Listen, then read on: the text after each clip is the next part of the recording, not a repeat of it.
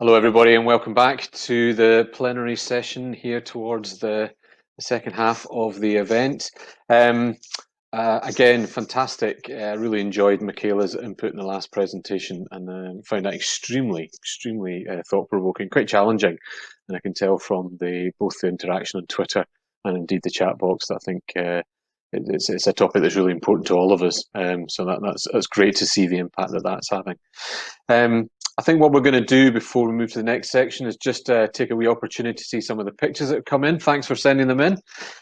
So I think we've got a fantastic picture. Now, as someone who lived in the south side of Glasgow, I think that looks like Glasgow. I was in Dundrennan Road towards the Cart, so that looks like Glasgow to me. Although with blue in the sky, who knows? Who knows? Next up, fantastic shot of Shetland there. One of my favourite places, but just again, with the limited amount of daylight just now up in the Northern Islands, it's just great to see a picture like that. So thanks for sending that one in. Amazing. Look at the different ways in which we're heating our home there, and a full commitment to a growing project. Love the trees there as well. Now I'm wondering, I'm hoping that this squirrel didn't sort of stand in the windowsill on, I don't know, some sort of sticky pad, so it was stuck to get that quality of shot. I never managed to get a red squirrel that good, so congratulations for sending that one in. That's fantastic. And I think we've got a couple of lunchtime shots. That looks a very Scandinavian meal to me. All the ingredients there, looking good. Now, the one concern I have about this one that I'm hoping the two pictures aren't related in terms of lunch. That one is maybe a lunch guest rather than. Let's leave it there. Let's leave it there. But thanks for sending your photographs in. I think that was a bit of fun there. But actually, with the photographs from right across Scotland, I think just an opportunity to celebrate how, even in these times, we've managed to connect everyone, and I think that's what was really important to the team. And of course, more importantly for the team, I think, is who works so closely with your Climate Challenge team, who works so closely with you all right across the CCF network. It's really taken a bit of time now to celebrate the extraordinary contribution of volunteers who make such a difference, not just to your organisations and what you're trying to achieve, but of course, most importantly to you, the communities in which you're all working in. And we've had fantastic nominations right across the country, all of which will receive a certificate into December. But for the sake of bringing a flavour of that extraordinary commitment and dedication, we've now selected 3 heroes from that list of people who are receiving certificates from us, and Alastair caught up with them recently with their voice. Well, hello, it's my privilege to introduce you to 3 of our CCF Climate Heroes. Everyone who is nominated as a hero will shortly be receiving their certificate from KSB, and if we had time, we'd love to have them all here because each one of them has an amazing story to tell. But we are very grateful to have 3 heroes here today who represent something of the breadth of volunteering that goes on across the CCF community. So I'd like to introduce you to Maureen Mclaughlin from Cambuslang, Chris McCann from Greenock, and Sarah Wasu from Clydebank. Welcome to each of you, and thank you so much for being willing to join us today to tell us a bit about your story.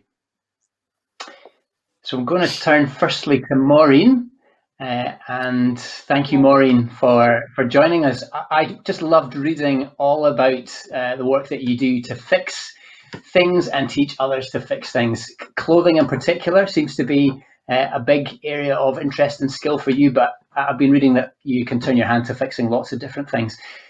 Maureen, tell us how you picked up all these skills and how you learned to be so adept at fixing and mending things. I think as a child, I learned from my parents, my siblings, and at school. I went to school in the 50s and 60s, so at school we got home economics, or we taught to sew, knit, and just, I think my parents, my older siblings were brought up during the war. My father was away at the war for 6 years.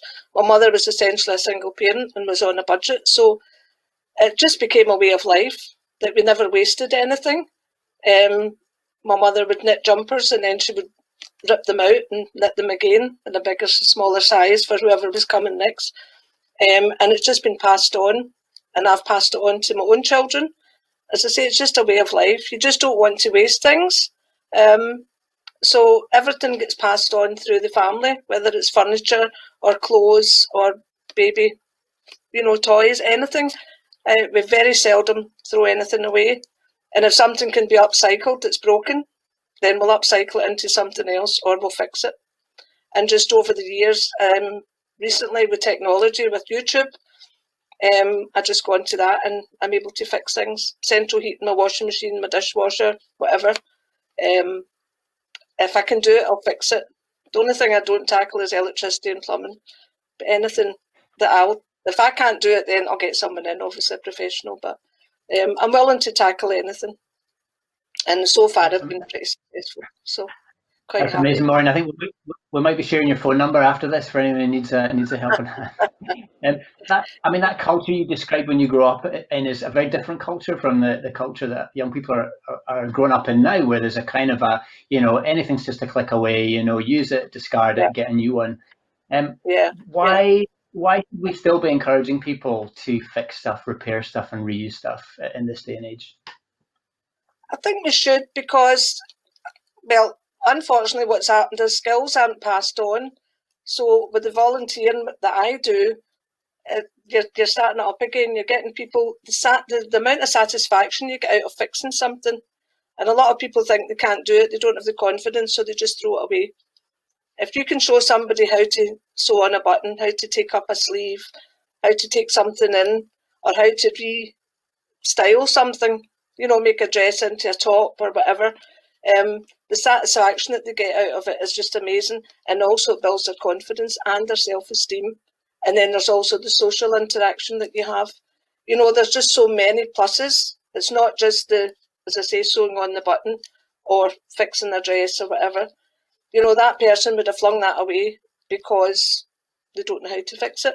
And that goes for anything, whether it's taking up curtains or fixing whatever, especially if you've got a favourite item and you just don't want to throw it out, but you can't wear it for whatever reason, it needs repaired. And sitting somebody down at a sewing machine that they've never done, they're absolutely terrified. But I always say it's like driving a car.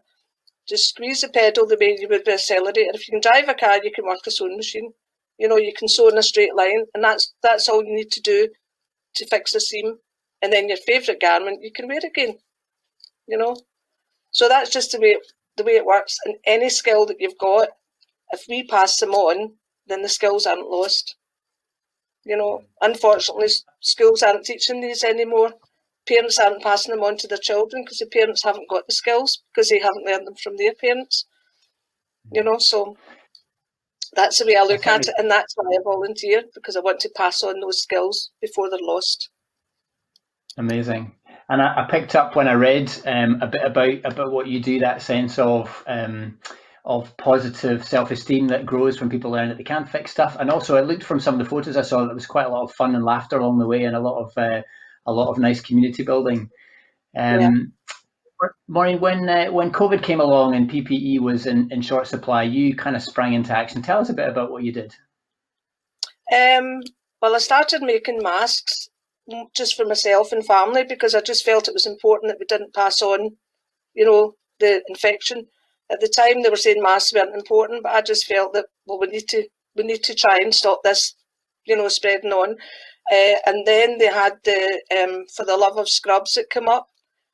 So I started making scrub bags and scrubs of it again to stop infection spreading. The nurses were able to put their scrubs into a bag, take it home straight into the washing machine, and again stop the spread of infection.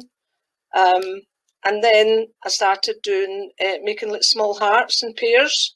And what happened then was, obviously, patients who were in hospital with COVID, the family couldn't see them, and some of them unfortunately didn't survive. So what they did with the pairs of hearts was one heart stayed with the person who had COVID and the other went to the family. And it was a connection they couldn't have by visiting. They couldn't speak to them. And if they were unconscious near the end of their life, there was no communication at all. So the hearts were a way of connecting, between the person and their family. It was just a simple thing, but the feedback from the families was, that they felt that connection was there, So, and they still do that now. They're doing it just with people who are sick in hospital. They're doing it with children that are in hospital. So the heart campaign, I think, is still going on because it went further than COVID. Amazing. So, very yeah. Inspiring, Maureen. And last question, really, for you. This clearly takes up a lot of your time. It's a big part of your life. What motivates you to spend so much of your time and energy volunteering to help others in this way? It's like I said before, it's just passing on the skills. I feel time is running out to encourage people to recycle, to learn to do for themselves. But then it means they can pass it on again, or pass on through the generations. If you stop sharing now, then it's going to die. All these skills will die. And the planned obsolescence that that's in place just now, like, well, I can just go and buy another one, so I'll just throw it in the bin. You have to stop that if you can. So that's why I volunteer. I volunteer at Repair Cafe. I volunteer at Revolve. I'm a handy person. I volunteer as much as I can because I think it's important that we can share it. And the satisfaction you get when you fix something for someone or show someone how to fix something, they're just so grateful. So the satisfaction I get from that is really what makes me keep volunteering. And I'm quite happy to do it. And I'll do it as long as I can. Amazing. So, thank you, Maureen. You're an inspiration, and it's great to hear no danger of those skills dying out around where you are. So thank you for being a key part in the link in that chain. Thank you, Maureen. So we're going to turn to our next hero now, and welcome to Chris. Chris, thanks for joining us all the way from Greenock. Chris, you've been doing something quite different to Maureen. I loved reading about your work helping people get onto their bikes, and particularly folks who've struggled maybe because they've not had the money for a bike or they've not had the confidence to get onto a bike. Tell us how you got into doing this in the first place. I had been volunteering up at Belleville Community Gardens Trust for quite some time, and last year they had some funding and an opportunity to put me through a full 2-day Velotech bicycle maintenance course. So after learning those skills, I then done some free bike maintenance sessions when they used to do their soup and a blether on a Friday at lunchtime. People could bring their bikes along and I would give it a maintenance check and fix minor repairs on it if I could, and it was all free. So that's how I first got into it, yeah. And it sounds like you also had quite an impact at COVID time. You used those skills that you had to help frontline workers. Tell us a bit more about that and what you were doing. Well, when lockdown first hit, Belleville Community Gardens had got some funding from Cycling UK, which allowed us to get in some basic materials such as gear and brake cables and cable housings, inner tubes and gear chains and things like that. And we'd managed to be donated an awful lot of bikes that were older or not being used or in not good condition, and done what I could and fixed them up and passed them on to frontline workers and key workers in the local area who didn't have one or who were looking for one. So that gave people the opportunity then to use it to get to work if they didn't have other transport, and it also gave them a chance to maybe get out more and get a bit of exercise during lockdown because they could go out cycling. So yeah, amazing. And I think most of us noticed that over lockdown there were a lot more people out on the bikes, partly because the roads were quieter, but also because they had that sense of freedom, not being cooped up in their house but being able to get out. Chris, we need to get more people in Scotland riding their bikes every day, riding their bikes for everyday journeys. What do you do to help people who are maybe nervous or unsure about riding? How do you help them make that change to become more confident and more regular cyclists? Things that I've done personally to help, I've done a few Facebook Live sessions with the Belleville Community Gardens, showing people some basic cycle maintenance, how to keep their bike well checked over and make sure everything, and how to fix minor things like readjusting your derailleurs and stuff if your gears aren't working properly and things like that. So that again's passed on skills and helping that people can sort of maintain their bike and get using it more often. When people have came to collect their bikes once they're repaired from us and stuff, I do give them tips how to look after it and wee things to keep things checked up and stuff. And if anyone needs a bit of help or encouragement in trying to get back confidence getting back on a bike or get a bit of road safety sort of knowledge, I usually sort of point them in the direction of the Inverclyde Bothy. They helped me in the same sort of way and got me used to getting out on the roads on the bike a lot more confident than I used to be. Not scared of traffic lights or junctions or anything anymore. So Great. And I'm sure because you've been on that journey yourself, from someone who wasn't very confident to someone who's now become confident, you can kind of appreciate how folk feel when they're maybe a bit nervous about getting out into the traffic for the first time. Chris, like Maureen, this is obviously a big thing for you. You spend a lot of your time doing this. What's your motivation to spend so much of your time volunteering and helping others like this? it was a couple of years ago now, I actually got involved volunteering with Belleville Community Gardens Trust. I also got involved in volunteering with Inverclyde Recovery Cafe. Both have helped me very much regarding going through mental health issues and building my self-confidence again to feel part of the local community again. If it wasn't for these local charities and organisations, I probably wouldn't be where I am now, and I've learned these skills and be able to do what I'm doing. And I find that it makes you feel great to be able to help other people within the community and using, obviously, I got help from the local community and it feels good to give back and just makes everything better, I think. Chris, that's an amazing story. You, like the rest, are a real inspiration. Thank you for all that you do, and thanks for sharing a wee bit of your story with us today. So I'm going to turn finally to the last hero that we have with us today, and that's Sarah. Sarah, welcome. Thank you for joining us. Sarah, you're a green champion with the community initiative Isaro in Clydebank. Tell us how you got involved in this project in the first place. Yeah, so it's a really long story. It started off, I believe in 2006, I was the youngest volunteer. And obviously I owe it to my mum because she was always in the volunteering sector. And she was just very heavily involved with communicating with others and just, making friends. And I believe like volunteering is just such a good, it's not even a field, but it's just such a good, you can call it a hobby or even a career to have because it connects everyone together. So my mum, first of all, I think she first heard about Isaro because in Clydebank there were many newer refugees coming through, and obviously with the language barrier, that's like a huge thing to overcome. So my mum, she speaks Arabic. I'm also multilingual, and they wanted someone who is with the kids, like just down and like who's actually younger because I think from a perspective of someone who's just come to a new country, making friends and talking to adults, it's probably quite scary. So I think they just wanted someone who is able to just talk to them and just give them a bit of an insight as to what life is. So from that aspect, I was able to like translate for them and stuff like that. And then as I spent more time with Isaro, they started to realize, wait, you do this, you do that. So I was like, yeah, like I've worked with the Scottish Forestry and I was a volunteer community champion with them. And just all of these like small things that I guess they started to like link together, and they were like, okay, well, we want you to do this for us, we want you to do that. And I just love doing it.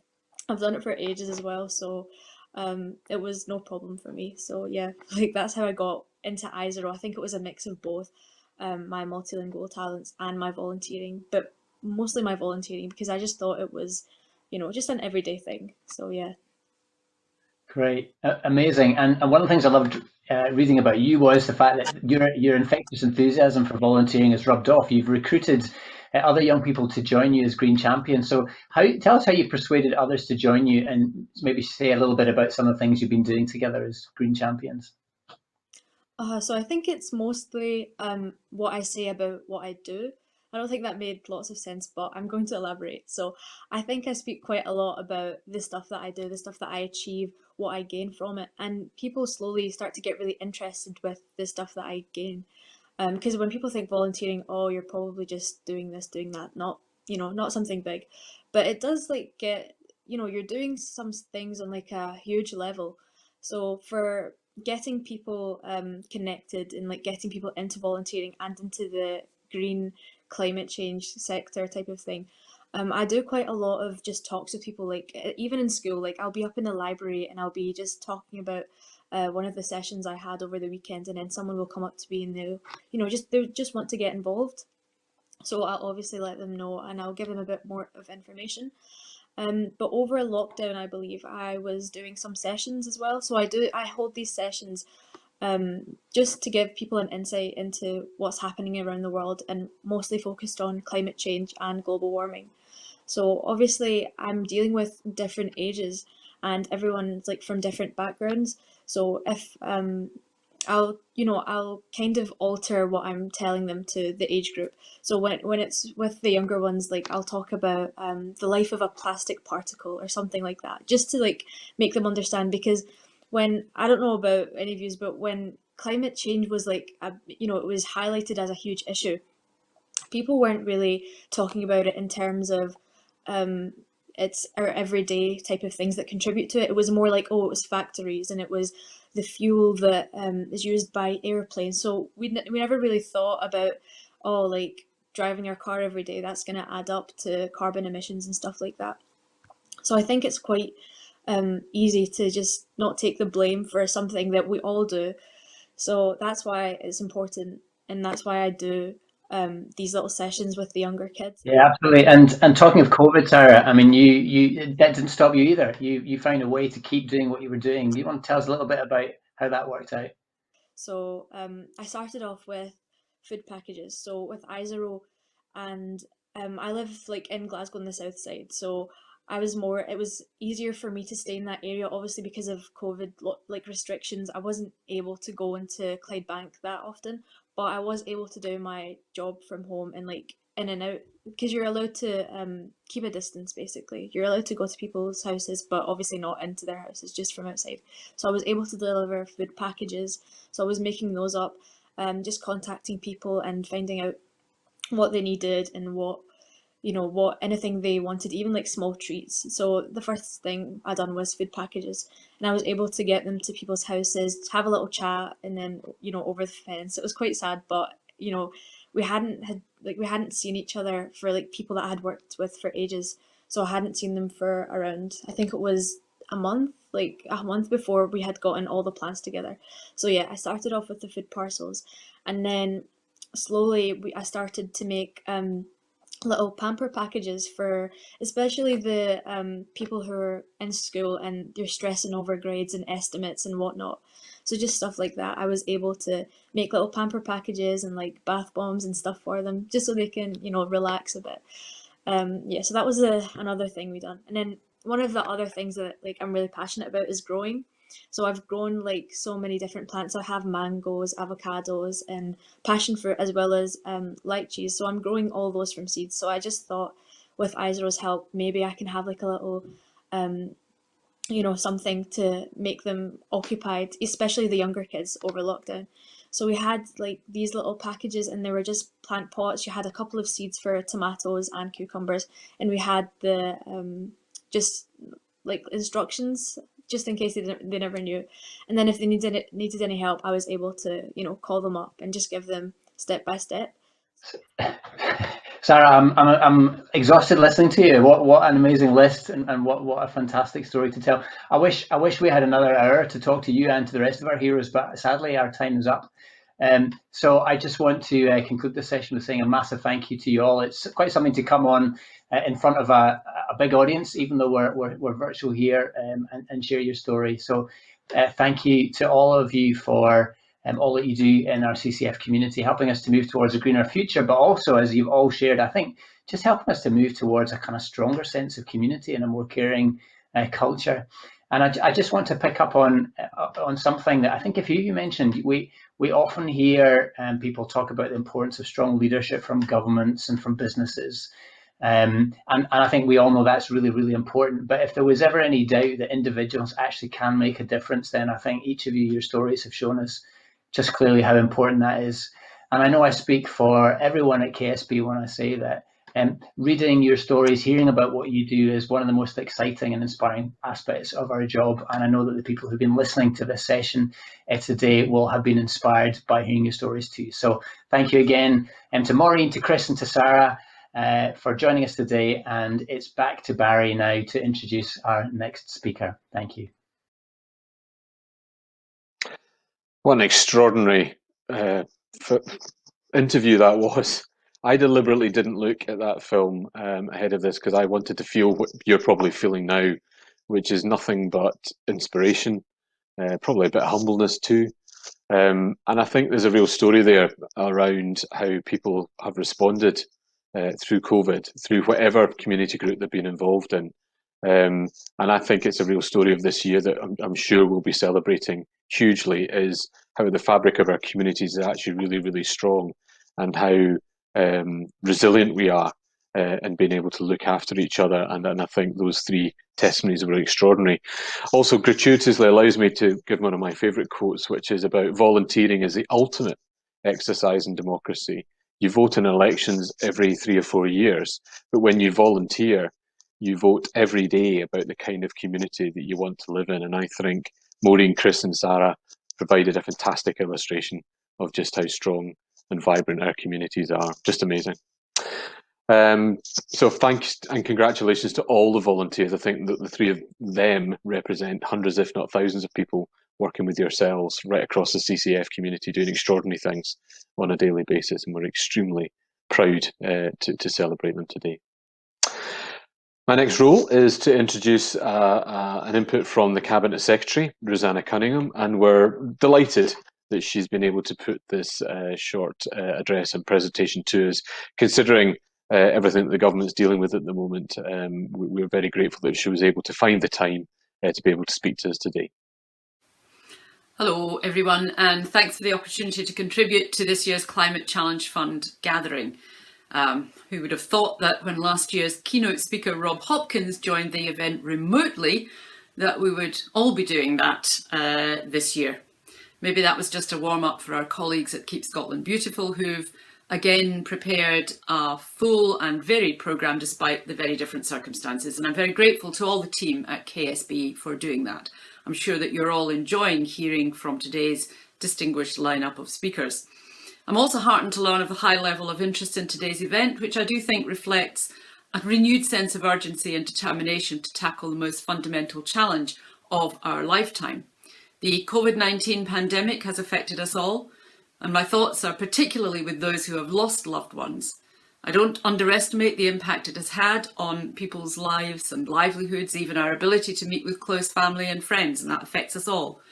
We must not, though, lose sight of the fact that the global climate emergency hasn't gone away. The Scottish Government does remain absolutely committed to a just transition to net zero by 2045 and to a green recovery, rebuilding our economy in a way that delivers a greener, fairer and more equal society.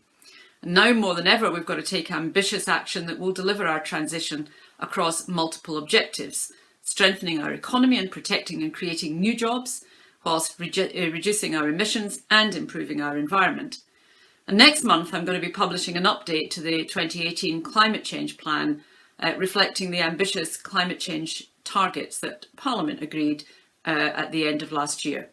This plan should, of course, have been published last April, but was necessarily postponed due to COVID-19. And it has now been recast around a green recovery and will set out how we propose to meet our targets out to 2032. The ambitious nature of our targets means that the transition to net zero will need to be treated as a truly national endeavour with widespread collaboration right across society and with government utilising all available levers. Government, though, can't do this on its own. The transition to a net zero and a fairer and greener Scotland needs a much wider response. Business, industry, civil society and the public all have a key role to play. And as I'm sure you all know too well, community action can be a major driver of behaviour change and of changing social norms. In fact, the role that communities have played and continue to play in responding to the COVID-19 pandemic has been phenomenal. Just when people have necessarily had to keep their distance from one another physically, communities have nevertheless come together and provided support to those who need it most. I believe that communities can and must play a similarly strong role in our recovery from COVID-19 and in ensuring that it is truly a green recovery, which recognises that we can't go back to the way things were, and nor should we want to.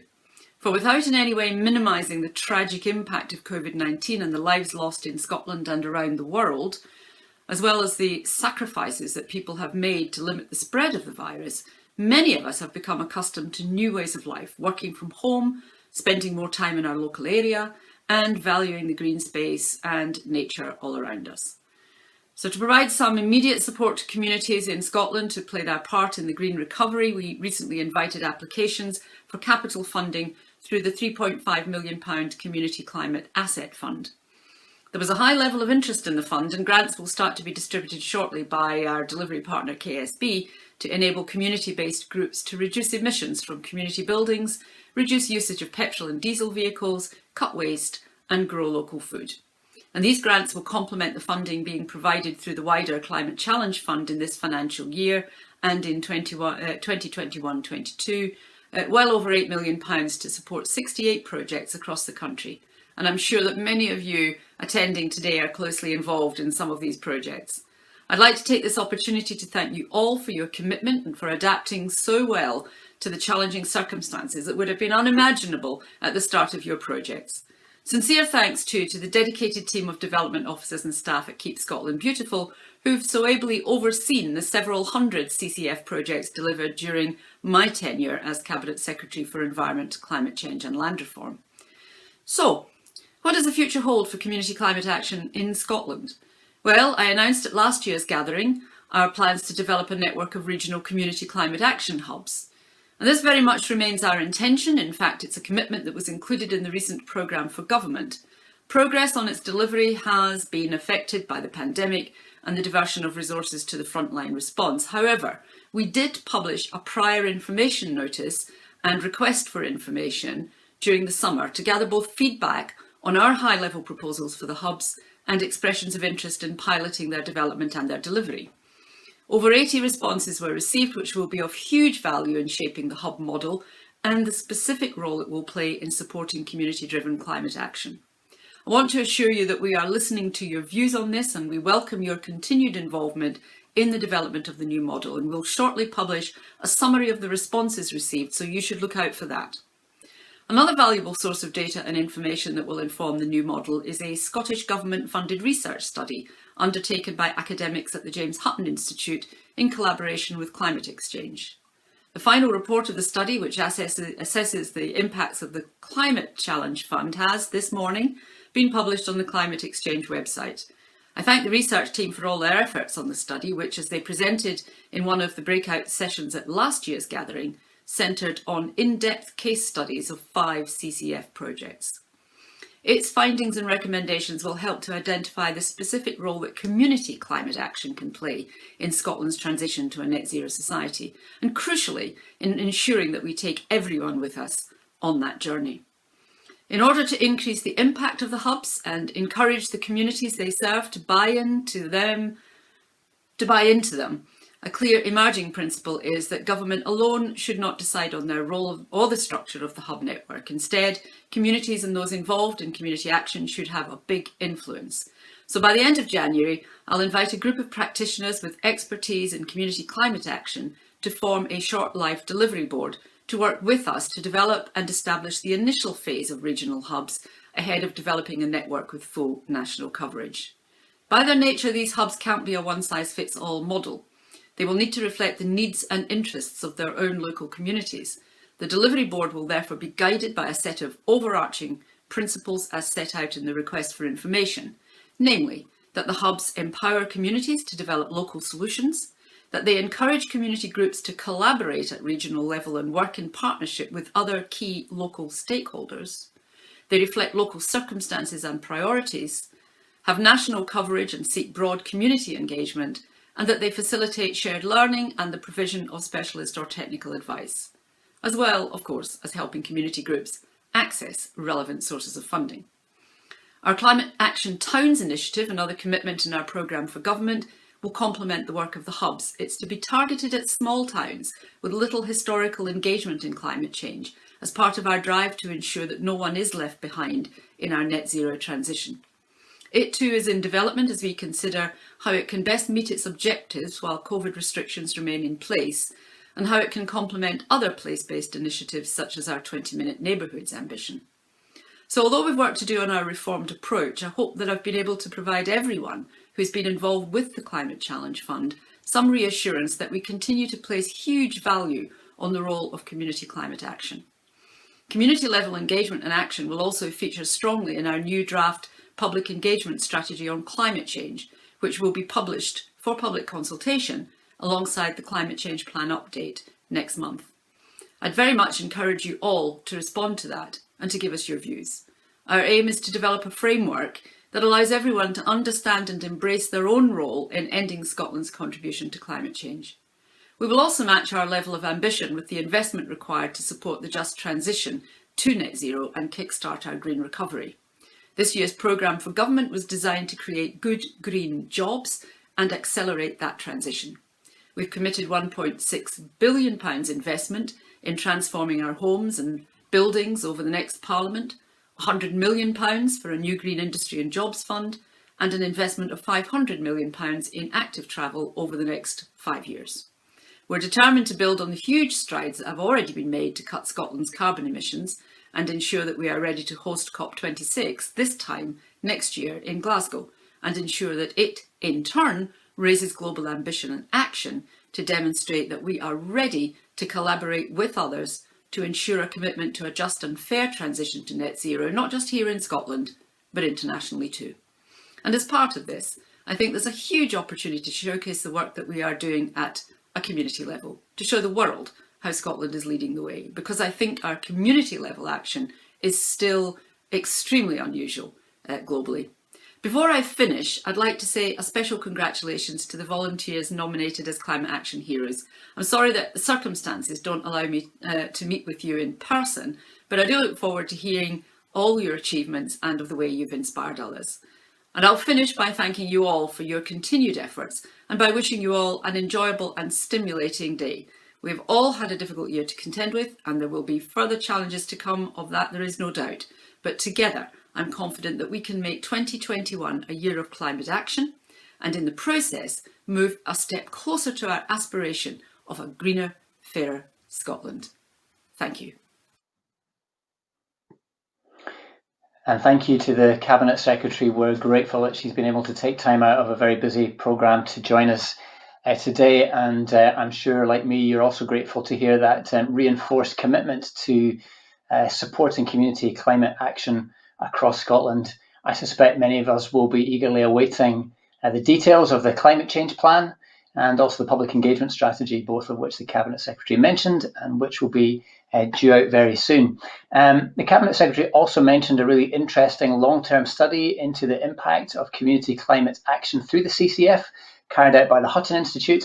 And Joshua, who is one of the key researchers there who's with us today, has kindly posted a link to that in the chat. So please do take time to look at that. I'm sure there's much that we can learn from that really rigorous long-term research looking at the kind of work that many of us are involved in.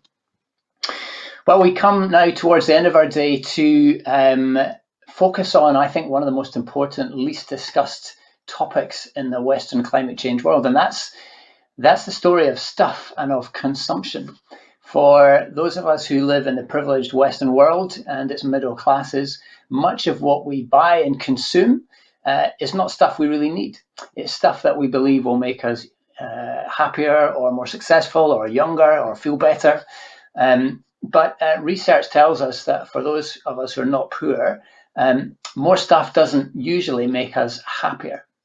And so here to help us make sense of our strange human behaviour and what we can do about it is Alastair McIntosh, our final speaker. Alastair has been described by the BBC as one of the world's leading environmental campaigners. Many of you will be aware of the story of the Island of Egg coming into community ownership. Alastair was very involved in that. You may also remember the massive battle against the application for a super quarry in Harris. And Alastair, as a native of Harris, was very much at the head of that campaign. And I think very nobly, having won that battle, he was then invited by the company itself to join their sustainability panel, which he did unpaid for 10 years.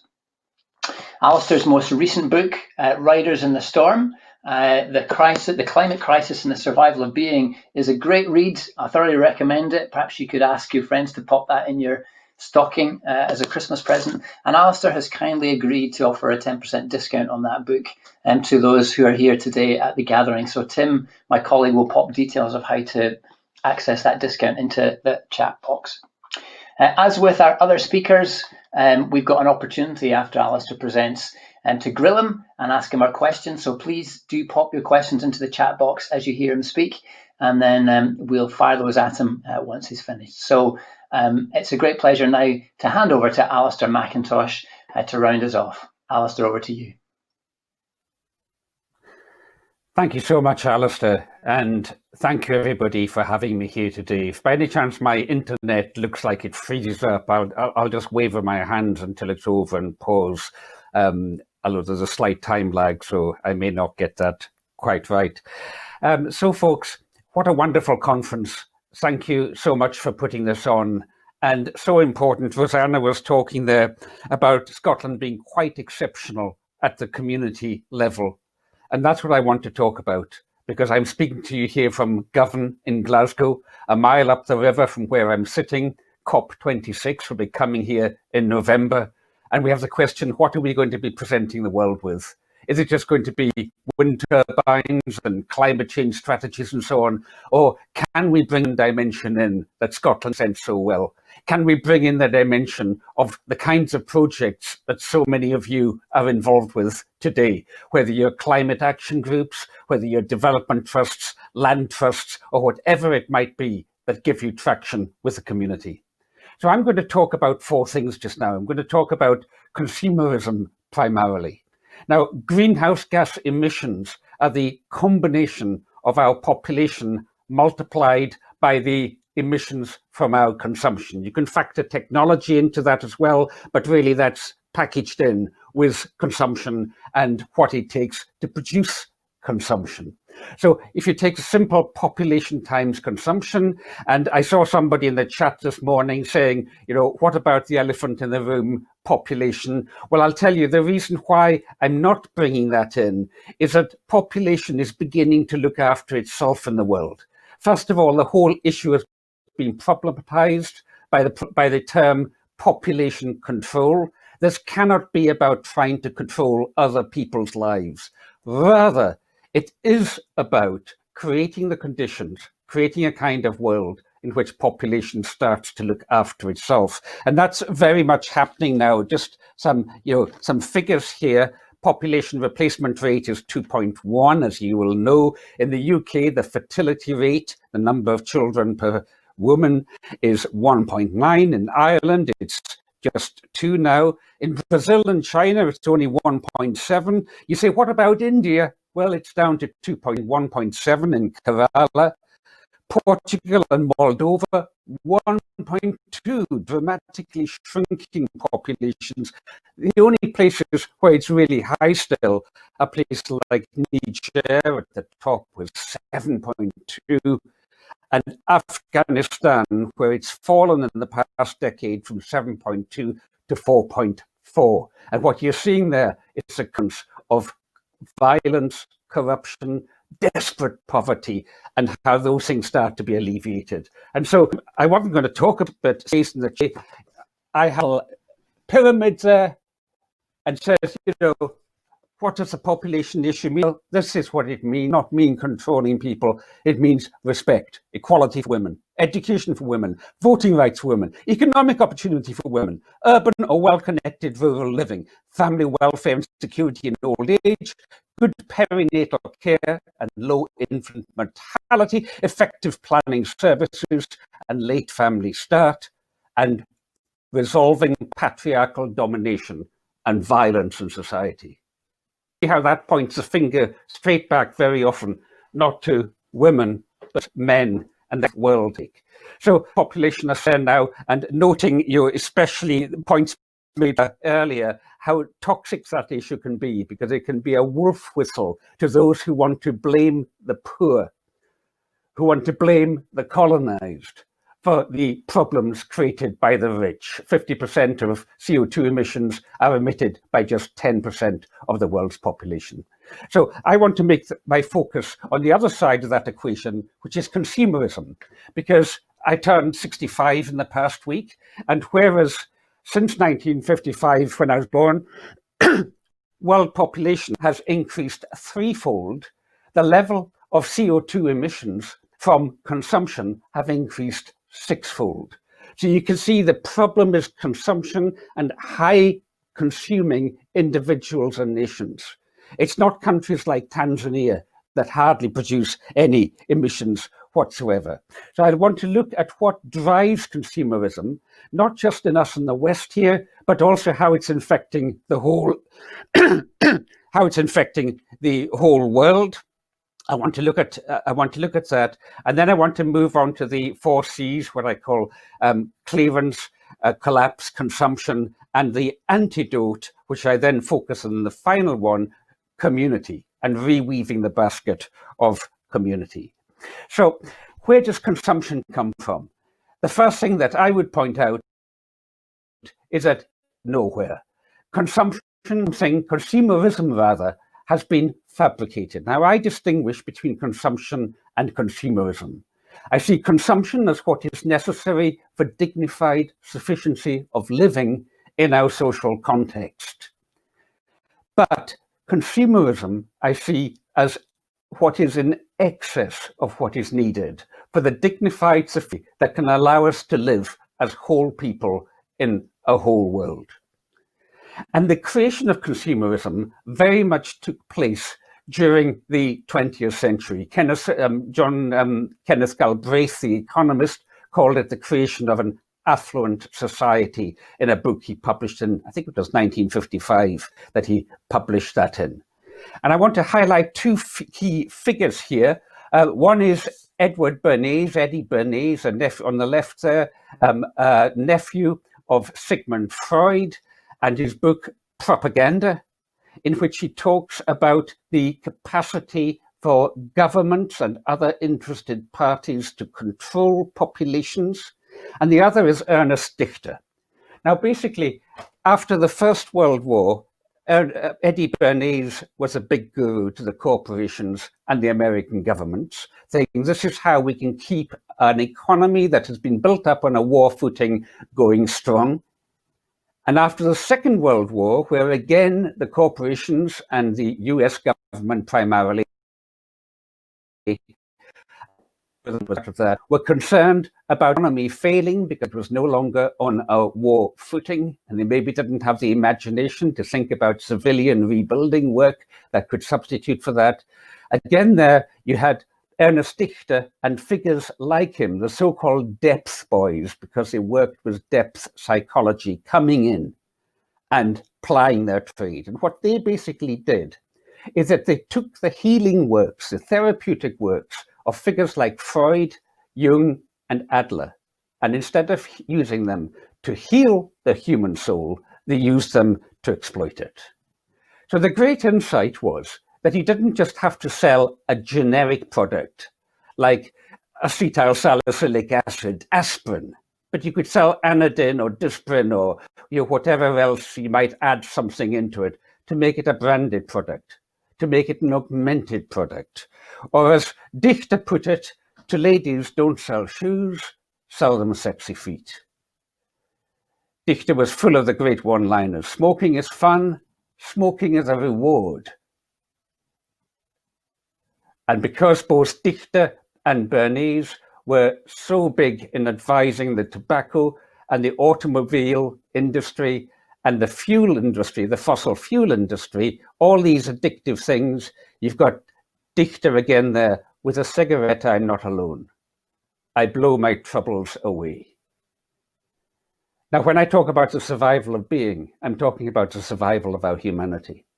And this is the kind of thing that you're seeing here, which takes it away. If it takes away our humanity, if you do a standard university MBA marketing course, you'll get marketing by Philip Kotler. And, he used to give that much space to it. It's then shrunk to that much space. In the most recent edition of Kotler, it disappeared. if you really want to know what I'm talking about, you need to go into the really specialized areas. Here's 800 pages on customer behavior that unpacks that kind of stuff. So that knowledge is out there and it's being used to drive consumerism. As the Harvard Business Review puts it here, this is about advertising that works. This is about baiting the hooks that are dropped into the human psyche to hook buying behavior.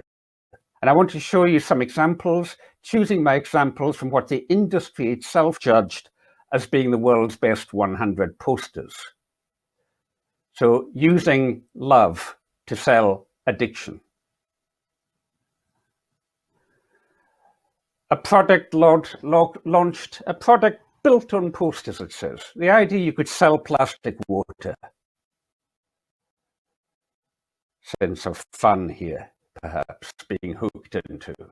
The famous Heineken ad that refreshes the parts that other beers can't reach, selling a sense of cleverness, of smart aleckness. You see how these are hooking into deep motivations. Perhaps here a sense of achievement. And these are all quite positive emotions so far. But what's going on here? Perhaps this one. Where's my clicker? Oh, wait a minute. Just a slight delay on my clicker here. See if I can go back there. Yeah, I would suggest one's exploiting security, and you've just one here trying to get people to buy tumble dryers, using up electricity, emitting fossil fuels, exploiting a sense of shame. Notice a cleverness, you think you're getting something, you think you're getting a dryer, but they're actually exploiting your sense of shame. And so you have a world where greed is in this vert for male use. And I would just want to say, before leaving consumerism and how it's been constructed, folks, we don't have to take this sitting down. We can teach our children how to read and deconstruct these ads. We can, play games with what is going on here.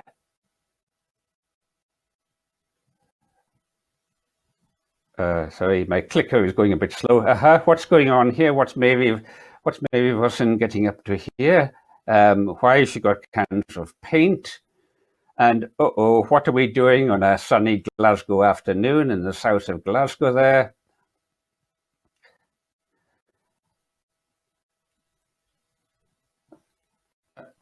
It's not behaving quite right.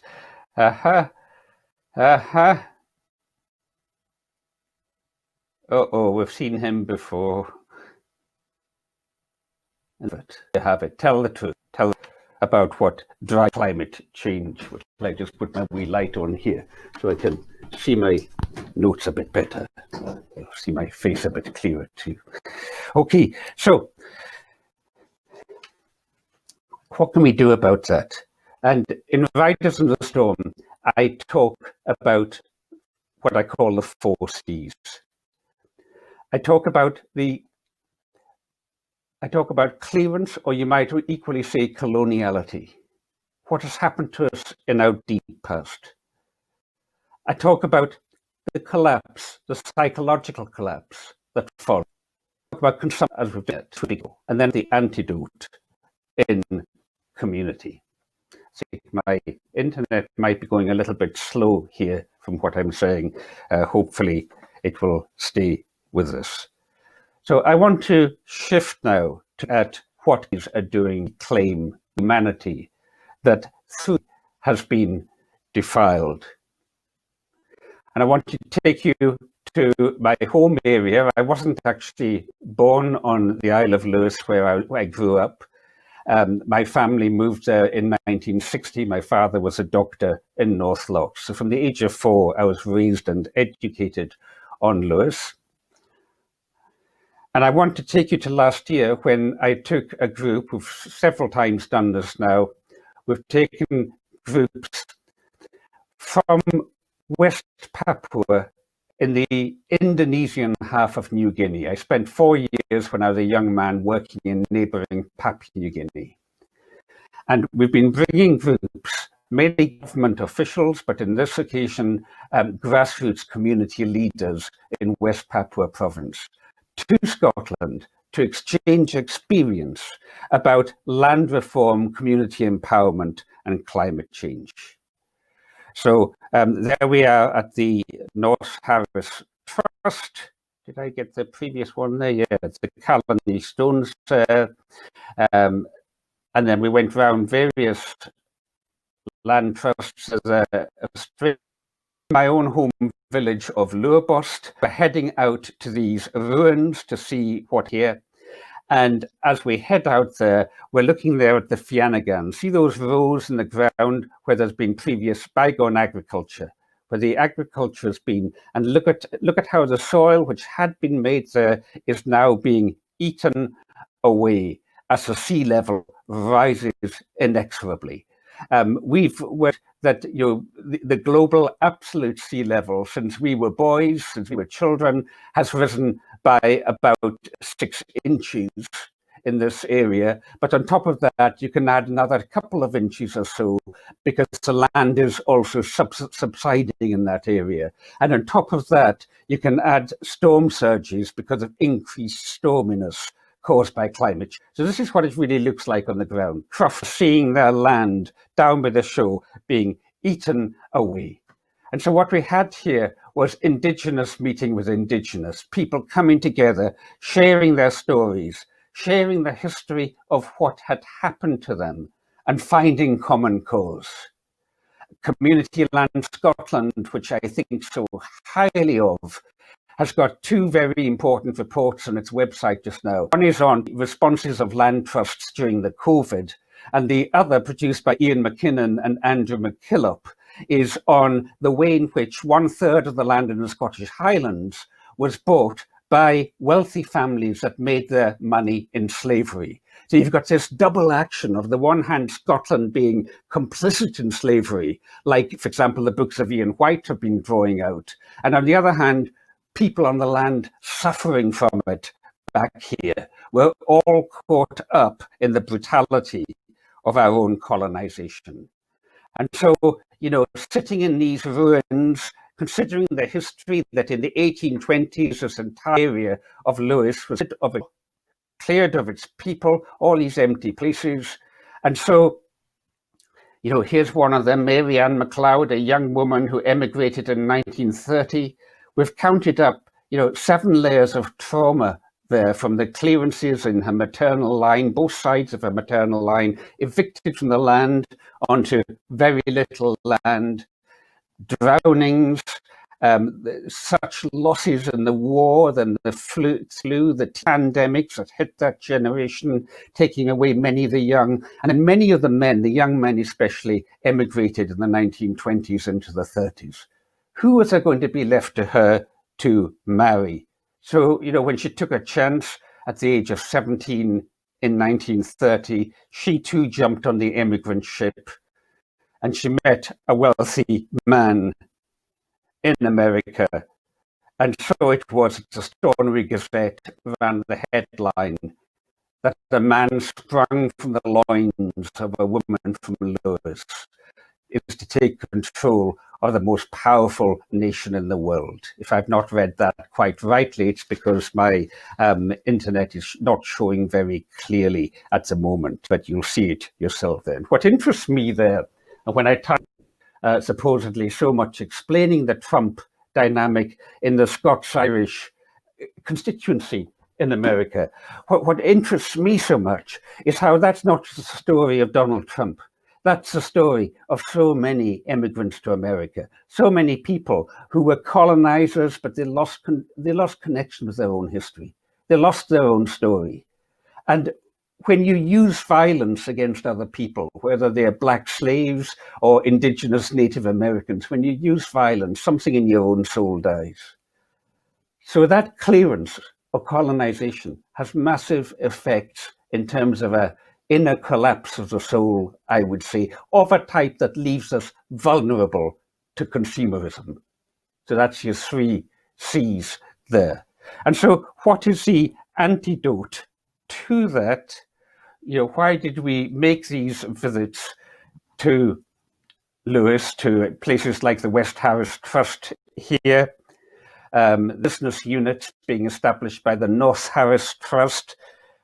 Why did we do that? Because so many of these land trusts and development trusts, they are rekindling community by building affordable housing so the young can stay in their communities, by putting up renewable energy, by creating business opportunities, and in so doing, controlling it themselves, generating empowerment, building strength into what it means to be a Scottish people. Community Land Scotland now, of course, running events in urban areas, even I think it was Manchester last year.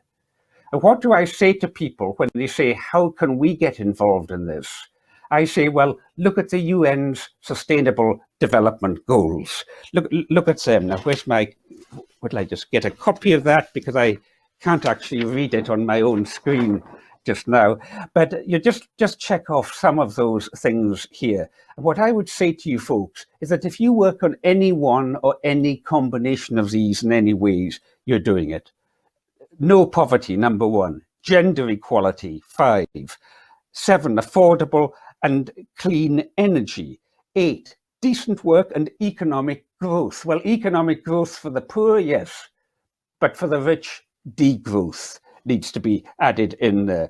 12, responsible consumption and production. 16, peace, justice, and strong institutions. I mean, these are beautiful things here. And I understand development, de-envelopé, to unfold the envelope, to unfold our human potential is a real development. It's just not the same as sustainable economic growth in a conventional sense. And it's wonderful that Scotland has built this into, the Scottish government have built it in to Scotland's national performance framework, these sustainable development goals. So these point to how we do it. And finally, just back with the West Papuans again on the Isle of Lewis here last year. This is with the Point and Sandwich Development Trust, which is on the on land controlled by the Stornoway Trust, another community trust here, learning from each other, as you can see here. And you know, folks, we took them down to the Iolair monument, where in 1919, the ship ran aground, bringing returning servicemen back to the islands. And you see that rope there. 1 man swam ashore, 40 of them managed to get off on that rope. And then the ship lurched and the other 200 were lost. A tragedy so deep, it was only last year with the centenary that the island started to be able to talk about it. And this profoundly moved the Papuans. You know, I almost wondered if we should be going there. This wasn't quite about land reform. This was about recovering our social memory. Maureen there was talking about the need to pass on to younger generations from the past, that eldership and mentoring. And Mama Engelina here, who's some kind of pastor in her community in West Papua province, kneeled down and as you can see, she touched the rope. And you know what she said? She said, that rope is how they pulled life back into the community. That rope is how they pulled life back into the community. And so I leave it with folks that weave that kind of rope in these times of COVID and climate change. What strands can we spin to pull it back? The basket. In the modern, you basket with a warp that goes out and the weft that's side to side. In the modern world, we're all warp at warp speed and not enough weft woven in. The projects that are being talked about today are weaving in that weft. And it may be very little things, very thin threads that are being woven in, but everyone's a thread. And that's how we create a strong basket of community Somebody like Donald Trump, sprung from the loins of a woman of Lewis, didn't have the island holding him in its basket. The gift that we can show the world when COP26 comes here in a year's time is perhaps what community means. As our Minister for the Environment, Climate Change and Land Reform just said, Scotland is exceptional in terms of its understanding of community. May that be what we show the world in 1 year's time.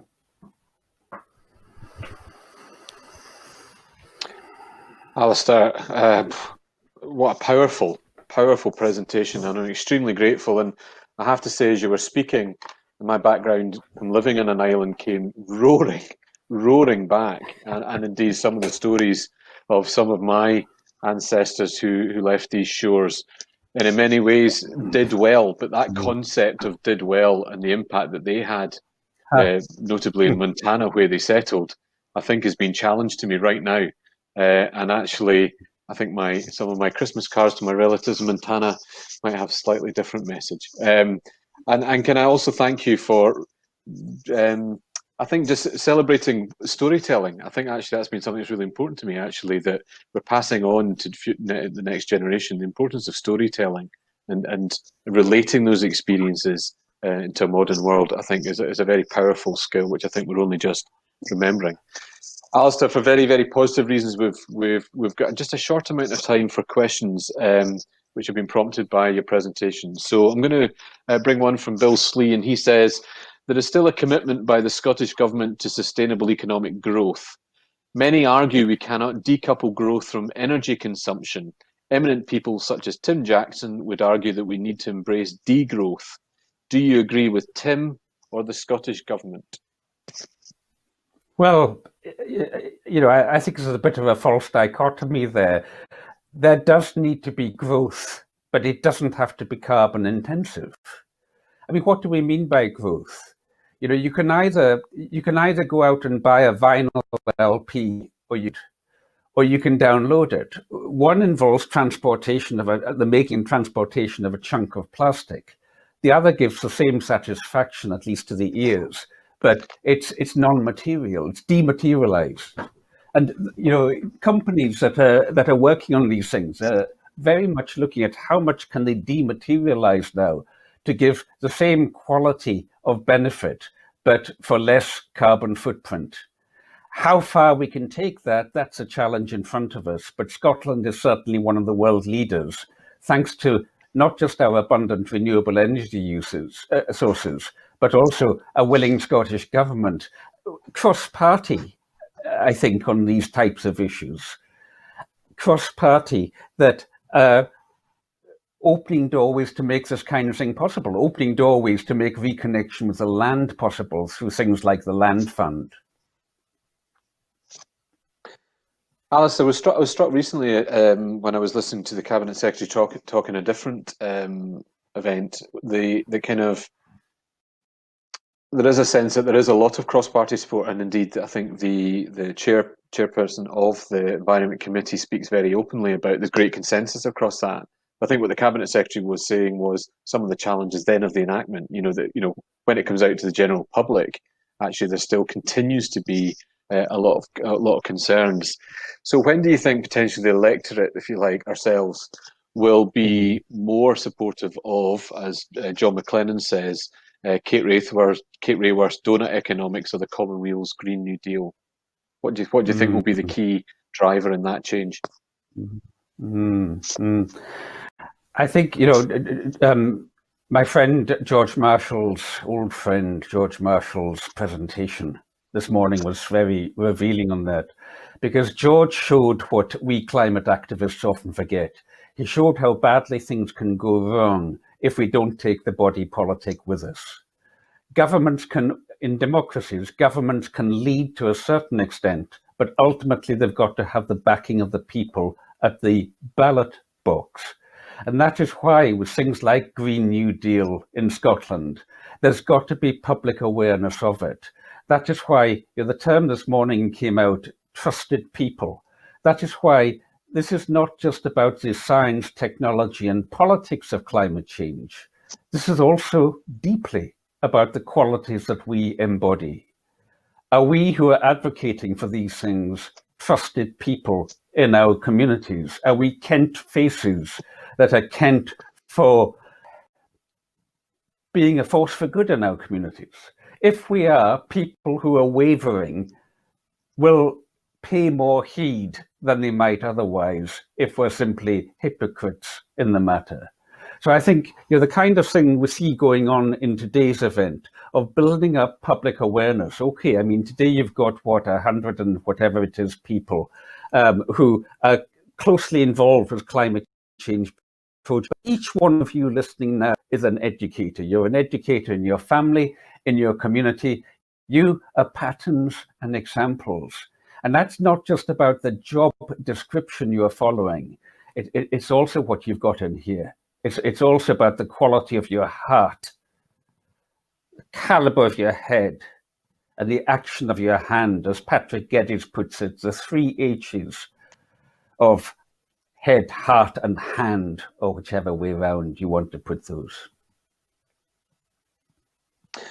Alastair, thanks so much. Every time you finish a sentence, you finish it so beautifully that it feels like the right time to draw something to a close. But I could go on for another half hour, but I think with the time that's against us, I think the way you would drew that to a close, I think provides us with an excellent opportunity to step off. But also just to say an enormous thanks, and I would just re-emphasise, I think if there was a theme running through the keynotes today, I think the word I would use is identity, in terms of how we use that identity to project something to our colleagues and our communities, and that importance. I think you've drawn it out about the responsibility. I think that we've all got in positions of influence, whether it's in a community or at national level, about being trusted people and the responsibility that goes with that. But being well Kent faces, I like that hashtag. Well Kent faces. I think that's a great way to leave that. Alastair, thank you. It was an absolute pleasure, and just another gratuitous plug. I think well earned in the chat box for your book, and I think it would be an excellent addition to anyone's stocking at Christmas. So thank you, Alastair. That was fantastic. Just in terms of closing, just bring everyone's attention to a couple of things. All the presentations will be made available, and we will send details of that to you. And in addition, for Alastair did have a couple of issues there with his internet. We do actually have a copy of Alastair's presentation, as it were, without the internet glitches. So we're delighted to bring that to you. And we've been thrilled by the response to the film sessions tonight. So unfortunately, for those who haven't signed up, it is closed because it's so full. But we've been absolutely thrilled that has been able to be. We're thrilled that so many people are joining us. Finally, I think I would just like to draw up a series of really sincere thanks. First and foremost, I'd like to thank actually David and his team at Cameron Live, who've helped keep us all together through the various platforms, and done an excellent job. And I think, in this funny new normal that we're all experiencing, actually drawing us together in this way, I think is incredibly successful, and maybe a great template for us all to think about in terms of how we connect people across the big country that we have here in Scotland. I've just talked about the keynote speakers. I think the range, the diversity of topics covered, the inspiration that they all provided, but actually that sense of a common theme around identity is something I'm definitely taking away, and something that I really will be thinking about in the context of my own organisation, as I'm sure you will be. How we speak to people and the importance and the way we try and relate the important challenges of climate change, I think are really key, and it's important that they've been refreshed for us here today. The workshop leaders, of course, and tabletop discussion hosts, thank you for pulling together such a rich basket, as Alastair will make us, the phrase we'll be using, of topics. There's a huge amount of activity and preparation goes into those, so I'm extremely grateful for all of those. But I'd also like to thank the Climate Challenge Fund team in my organisation, and indeed the wider Keep Scotland Beautiful team who work so hard and are actually really passionate about making sure that you've had an enjoyable day. But finally, thank you as delegates for joining us, for spending so much time with us and sharing so much time. I hope it's been extremely useful for you. I'm sure it has, and I hope you've made new connections. But congratulations for everything that you're doing across our country, making the difference around climate change.